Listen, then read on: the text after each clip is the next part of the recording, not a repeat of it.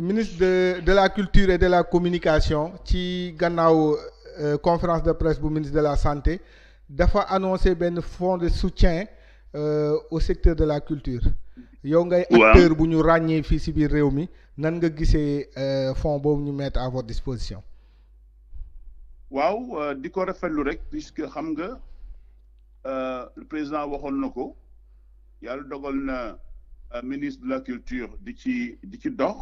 Nous, on a été à des réunions avec le ministre de la Culture, justement pour voir comment est-ce que techniquement nous allons accompagner justement l'État, accompagner le peuple sénégalais dans la sensibilisation et également dans le respect des mesures barrières. Yàlla dogal na ñu waxtaan ci ba ñu mun nañu def un programme yàlla dogal na au niveau de l'Arcos national bi nga xam ne moom laa jiite. ñu def un programme assez solide bi nga xam ne day englober tous les secteurs de la vie théâtrale au niveau du Sénégal pas seulement à Dakar. ñu def un dossier bien ficelé envoyé ko yàlla dogal na mu nekk étude bu rafet boo xamante ni bi ñoom wax dëgg yàlla rafetlu nañ ko.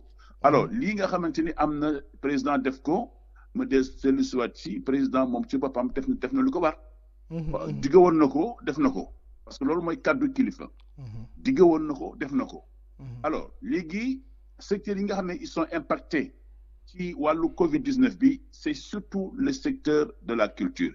ku nekk xam nañ ko à part le tourisme donc les transports aériens et peut-être les transports terrestres voilà c'est extrêmement important de le souligner parce que acteurs yi amatuñu benn. acteurs culturels yi les professionnels des arts et de la culture amatuñu benn activité c'est-à-dire que même am na engagement yoo xamante ni ñun jëloon nañu ko auprès de certains opérateurs auprès de certains producteurs pour def ay spectacles de promotion de produits spectacles de créativité mais yooyu yëpp malgré énergie bi ñu ci dépensé malgré xaalis bi ñu ci def yëpp dafa mujjee eh bien nërmalu puisque on n'a plus droit justement d'ouvrir les salles de spectacle on n'a plus droit à des rassemblements moo tax ñu teg lépp ci suuf donc lii bu ñëwee dafay day jox acteurs yi daf leen di may doole en plus daf leen di suqaliwaat seen liggéey parce que dañu confiner wu de sorte que on ne peut plus rien faire aujourd'hui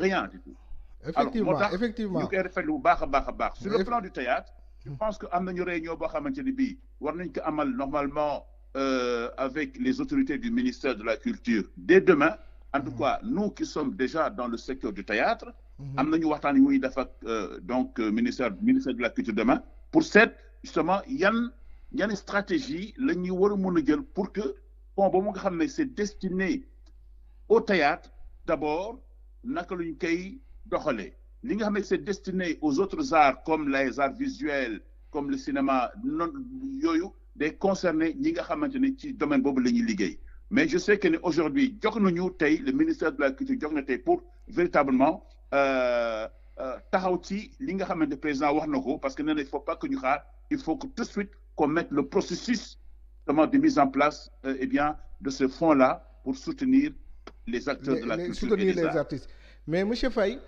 waaw monsieur Faye est-ce que aussi beneen point bu ma bëggoon ñu waxtaan ci mooy Covid bi c'est vrai que gàllankoor na seeni programme yu bëri waaye est-ce que nekkul woon tam benn occasion pour ñu gisaat la créativité des artistes sénégalais.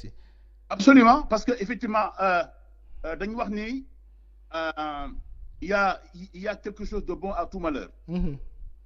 waaw mbas moo gis am na loo xamante ni soo càmbaree ba ci biir am na fu mu amee njariñ ci wàllu réflexion parce que ma jox la benn exemple ñun au niveau du théâtre ñun créé nañ fi loo xamante ni c'est tout à fait innovant c'est qu'on a fait des spectacles radiophoniques tout le temps on a fait un concours de théâtre entre les acteurs justement par WhatsApp ñi nga xamante ne ils sont à l'étranger ak ñi nekk fii ceux qui sont dans la diaspora on s'est réunis par WhatsApp pour créer des spectacles eh bien, radiophonique. Et c'était extraordinaire. Et on avait mis en place ben jury.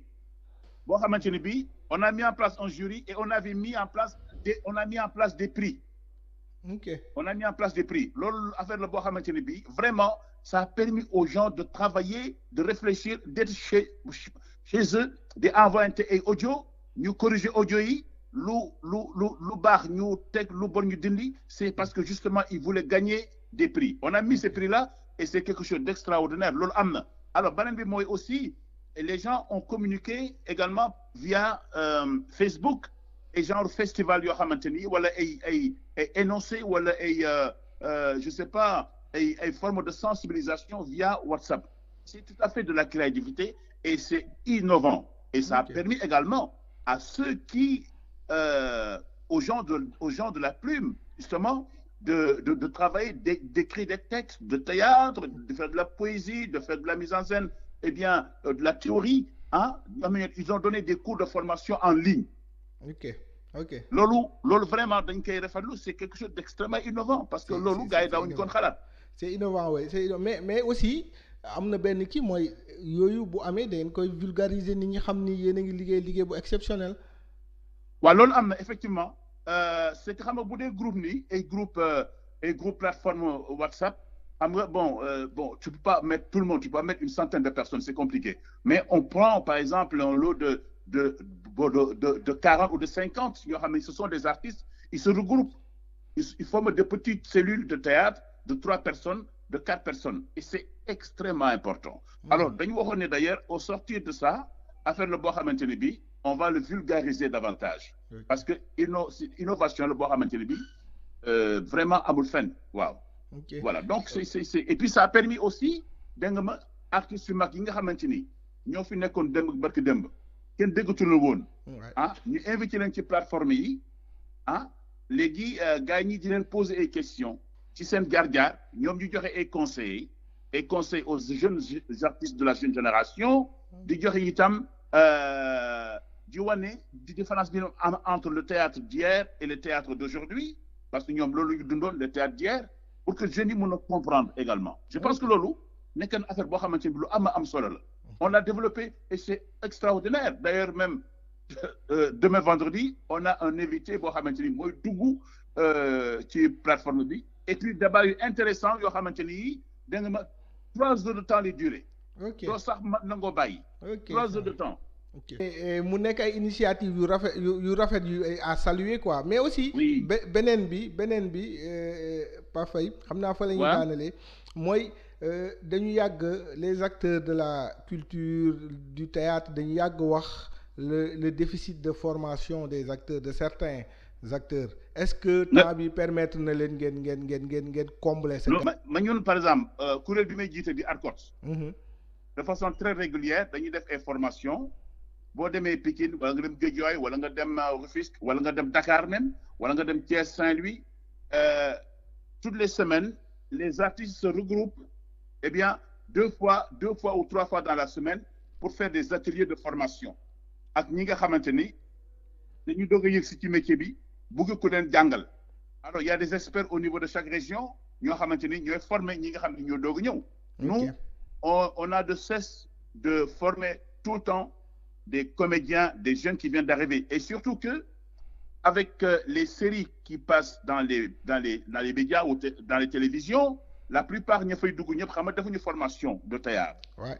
ñooñu dañuy solliciter pour ñu encadrer leen dafa leen et coaching dans le jeu de l'acteur, dans la mise en scène, dans l'écriture, dans la scénarisation. Voilà comment un acteur doit se déplacer, comment il doit regarder, comment un comédien doit également s'asseoir. Voilà comment il doit parler, le respect de la diction. Yooyu yëpp dañ koy jàngal jeunes yi nga xamante ni aujourd'hui ñi ngi dem ci série yi de façon accidentelle lañ fay duggee parce que da ngay def casting ñu jël la parce que vous avez une carapace qui correspond au personnage qui est recherché mais fondamentalement ci biir day am lu bari loo xamante ni da nga koy dese da ngay am vide mais vide boobu nag il faut le combler par des formations yooyu nag la ñuy jox ñi nga xamante ni dañuy ñëw ci ñun chaque fois pour jàng pour yokku xam-xam ci wàllu théâtre ci wàllu cinéma ci wàllu leneen ak leneen. Ok monsieur Pape Faye de tout le temps ñu koy def. ok monsieur Pape Faye ñu ngi lay sant di la gërëm bu baax a baax.